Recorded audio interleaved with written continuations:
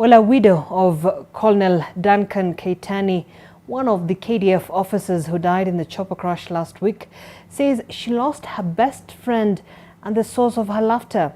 Nora Keitany also revealed to NTV that her husband died on the day of their wedding anniversary. Brian Mushiri was at her Rongai home today and filed the following report. In their house in Rongai, Kajiado County, the family of Colonel Duncan Keitany is hosting droves of people who have come to condole with them. His widow, Nora Chebet, is receiving everyone who walks through the main gate. She says she has lost her best friend of 29 years. Worse still, he died on the same day as their wedding anniversary on the 18th of April. We did our marriage on 18th of April 1995. And exactly it's the same date he passed on. That is supposed to have been our anniversary. We have been married for 29 years. So I can say like it has been a journey and I really thank God. At times you don't want to believe. She says that during that fateful day, she was out on a medical drive out of town and had no clue of the accident.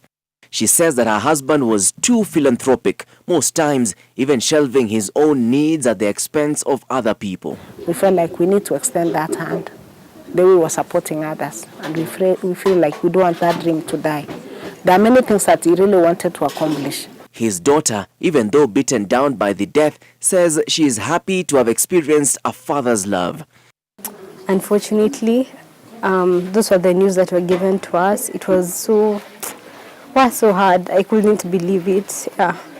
Because I knew he was going to come home that night. The previous day we had there were so many things that weren't in the house at that time. So in the morning on Thursday, he had left with all the water bottles, all the milk bottles. We just knew he was coming back home. Colonel Keitany has left behind a widow and 4 children. His family says that they are satisfied by the manner in which the government and particularly the forces have handled the situation thus far. Colonel Keitany will be buried at his home in Eldama Ravine on Saturday with a requiem mass slated for Friday.